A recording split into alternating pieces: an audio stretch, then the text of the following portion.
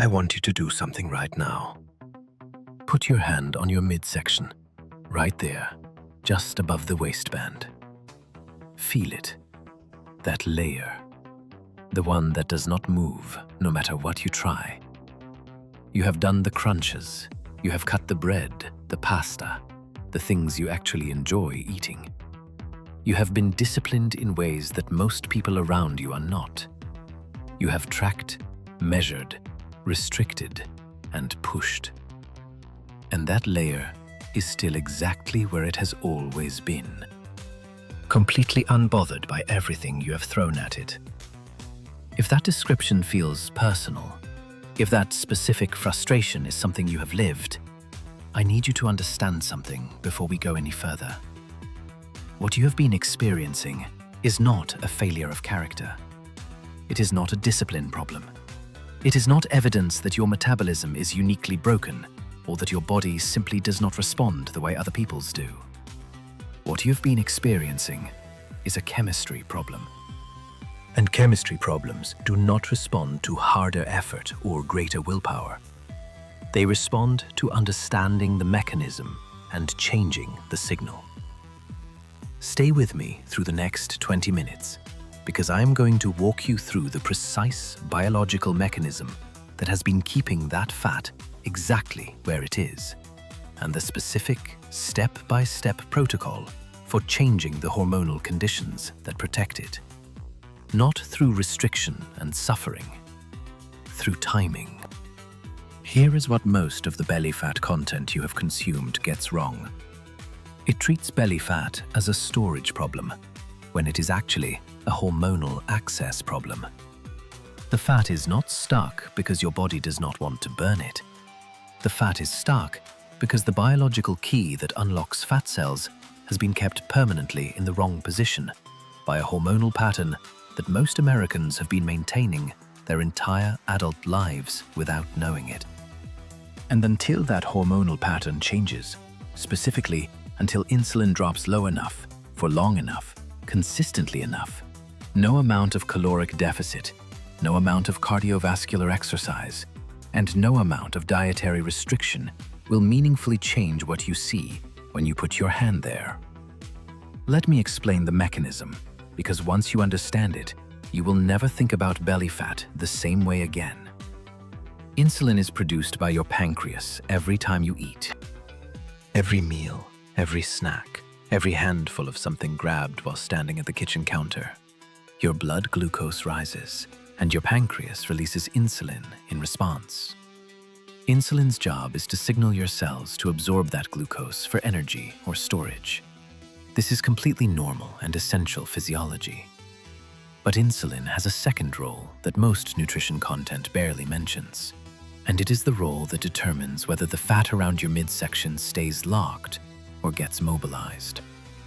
Insulin is the primary suppressor of lipolysis, the biological process by which your fat cells release stored fatty acids into your bloodstream to be burned as fuel.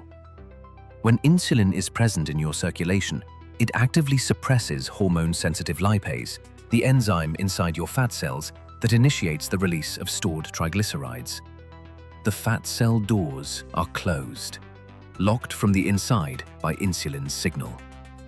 And here is the problem that the modern American eating pattern creates at a level that most people never connect to their stubborn belly fat.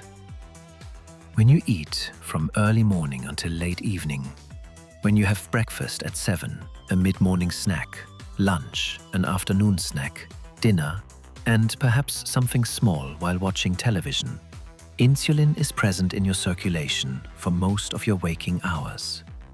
Not at crisis levels, just persistently, continuously elevated. And during all those hours of elevated insulin, lipolysis is suppressed. Your fat cells are locked. Your body is running on the glucose from your most recent meal rather than the stored energy you have been trying to access. This is the trap that most Americans are metabolically stuck in without realizing it.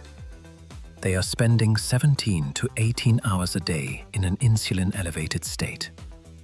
Their fat cells never get a long enough window of genuinely low insulin to meaningfully mobilize stored fat.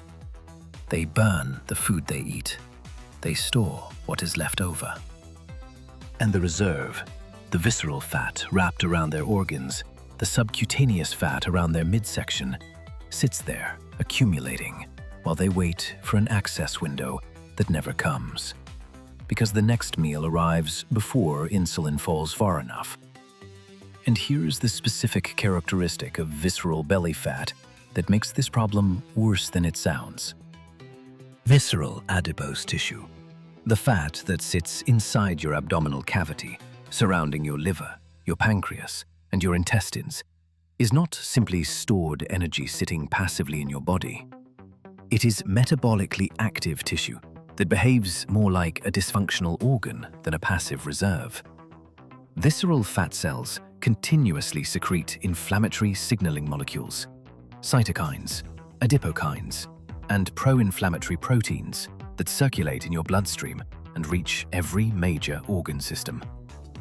They drive insulin resistance, making your cells progressively less responsive to insulin's signal. They promote systemic inflammation that increases risk for cardiovascular disease, type 2 diabetes, and metabolic syndrome.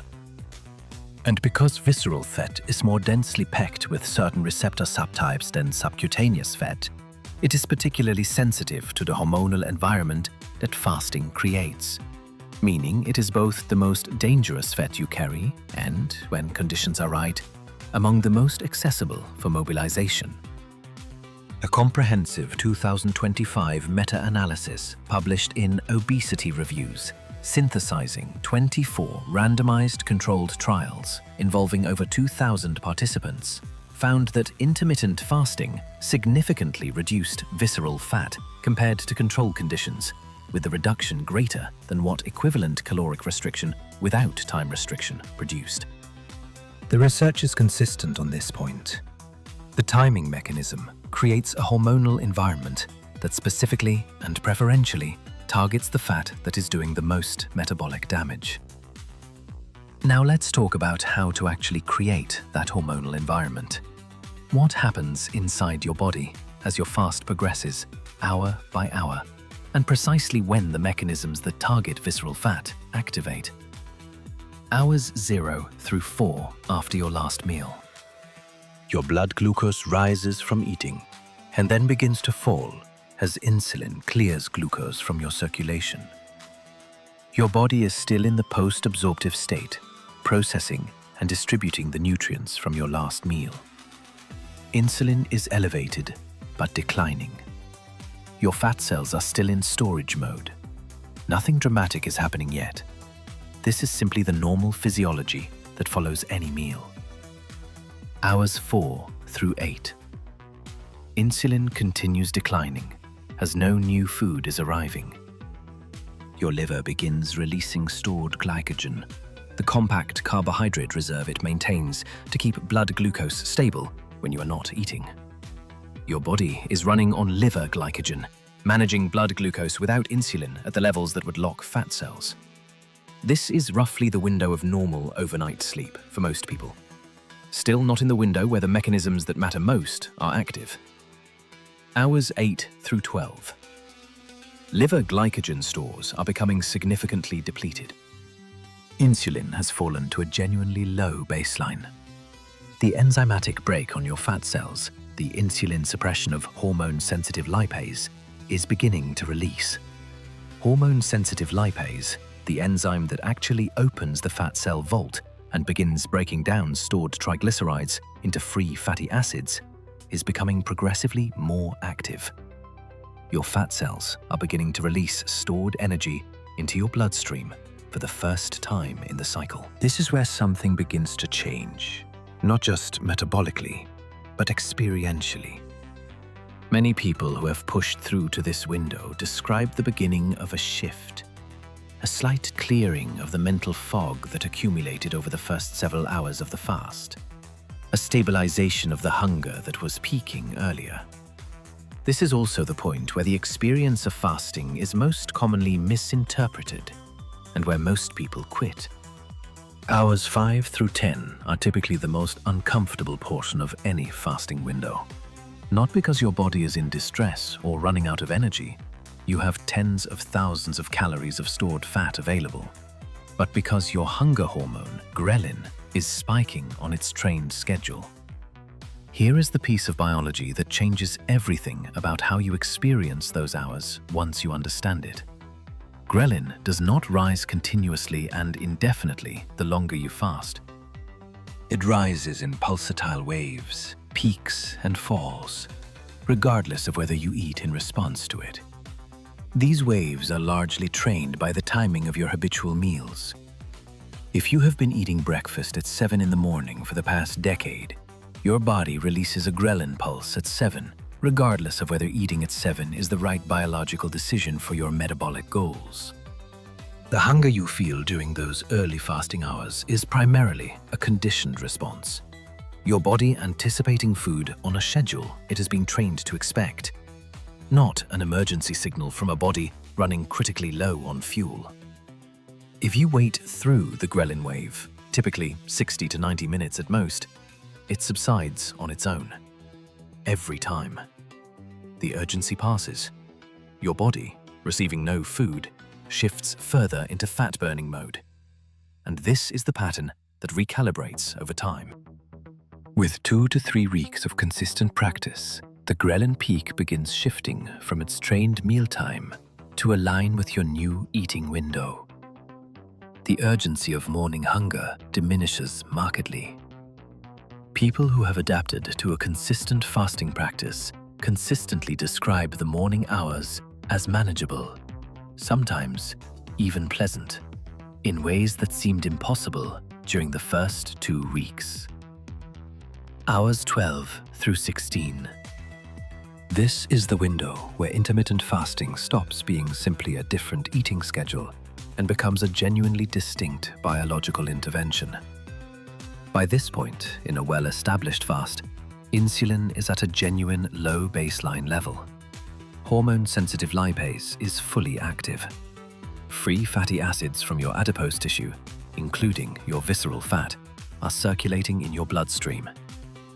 Your liver is converting some of those fatty acids into ketone bodies, particularly beta-hydroxybutyrate, which begins rising measurably in your blood around hour 12 to 14.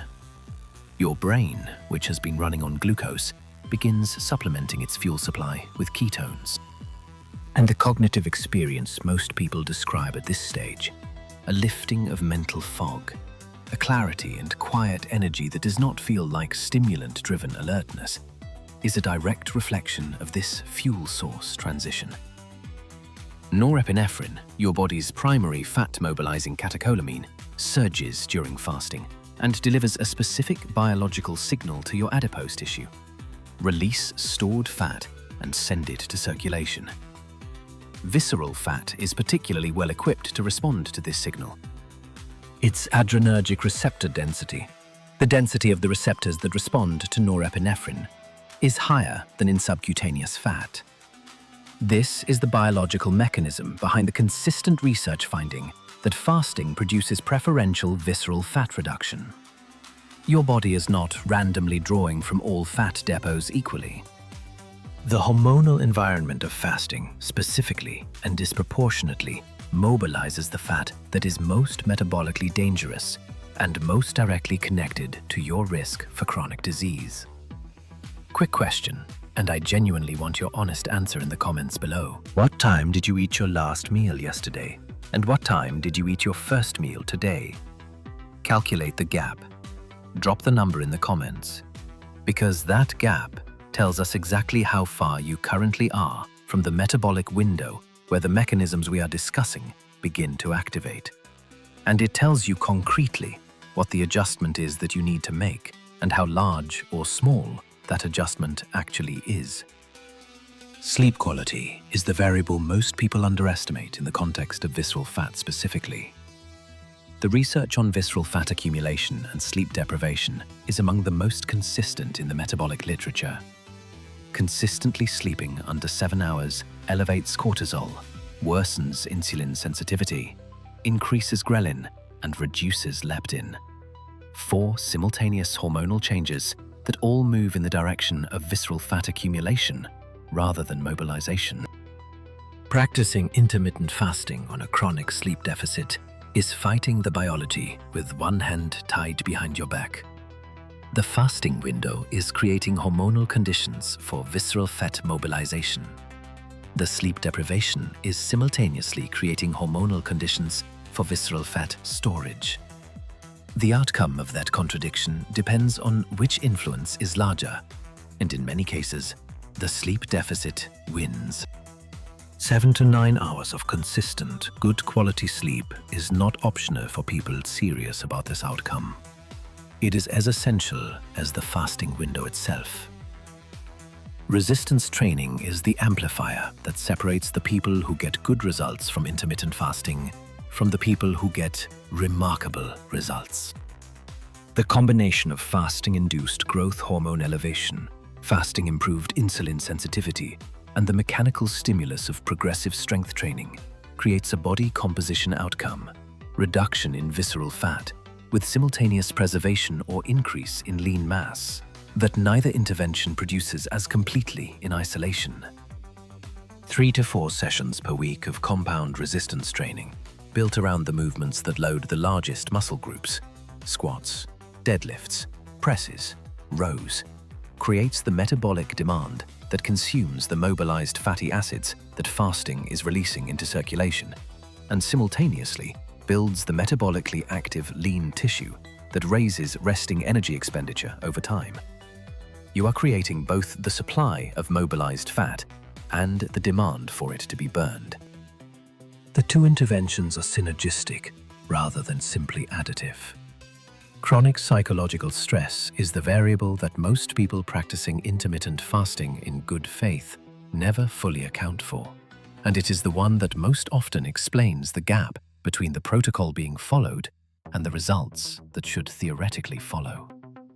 Sustained cortisol elevation from unmanaged life stress, the financial pressure, the professional demands that follow you home, the relationship tension, the constant background activation of a life being managed at full capacity without adequate recovery, drives visceral fat deposition through a well-characterized direct mechanism involving cortisol receptor density in visceral adipose tissue.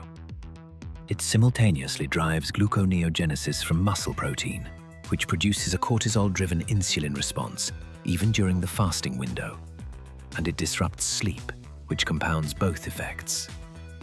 You can execute the fasting protocol with technical precision and see disappointing results if your cortisol environment is chronically elevated. Not because fasting is not working, because the stress biology is working harder in the other direction. Here is the complete integrated picture of what this looks like when it all comes together correctly. You finish dinner at 7:30 or 8. You open your eating window at noon. Your fasting window is 16 hours of water, black coffee, and plain tea. No sweeteners, no flavored anything, no exception. You break the fast at noon with eggs or salmon or another protein and fat first meal. You eat 2 or 3 deliberate meals during the window with protein as the anchor of each. You sleep 7 to 9 hours. You train with weights 3 to 4 times per week. You manage what you can manage in your stress environment. And you are consistent, not perfect, consistent, across a minimum of 8 weeks before evaluating whether the protocol is producing the biological outcomes you are working toward. Within 2 weeks, the morning hunger that made the early fasting hours uncomfortable will have begun to diminish. Your ghrelin rhythm will have partially recalibrated to the new eating schedule. Within 4 weeks, the inflammatory bloating that the reduced gut inflammation of fasting produces will have cleared noticeably. Within 8 weeks, the first meaningful changes in waist circumference, the most reliable external proxy for visceral fat reduction, will be measurable. Within 12 weeks, the metabolic picture will be meaningfully different from where it started. better fasting blood glucose, lower systemic inflammatory markers on any lab panel you run, reduced visceral fat volume that shows up not just in measurements, but in how you feel physically and how your body responds to food. The belly fat you have been carrying is not a cosmetic inconvenience. It is a metabolically active, inflammatory, hormonally disruptive tissue that is doing real biological harm every day it remains at its current volume. It is also, as we have established throughout this video, not primarily a caloric problem. It is a hormonal access problem. And the solution is not more restriction or more exercise or harder effort applied to the same fundamental pattern that has never resolved it. The solution is changing the hormonal signal, creating the low insulin window that opens the fat cell vault, allowing hormone-sensitive lipase to do the work that the constant presence of insulin has been preventing, generating the norepinephrine environment that your visceral fat is specifically equipped to respond to, and doing all of this consistently over long enough with the supporting variables in place that the biology has the conditions it needs to produce the outcome you have been working toward. You now understand the mechanism more precisely than most people who have been practicing intermittent fasting for years and still cannot explain why it works. You know what the first meal does and why it matters. You know what breaks the fast and what does not. You know why morning hunger is not an emergency and how long it actually lasts. You know why muscle loss is not the risk you have been told it is, and why the combination of fasting with resistance training is the most evidence-supported body composition intervention in the current research literature. The chemistry is not working against you. It has never been working against you.